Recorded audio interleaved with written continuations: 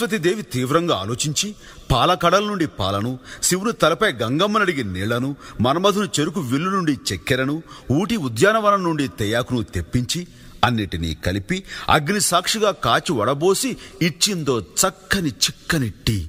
అది తాగిన బ్రహ్మ ఆనాటి నుండి ఈనాటి దాకా రెస్టు లేకుండా సృష్టి కొనసాగిస్తూనే ఉన్నాడు. అంత మహత్తున ఈ టీకి మరో పేరే ఛాయ్ మేరా భాయ్.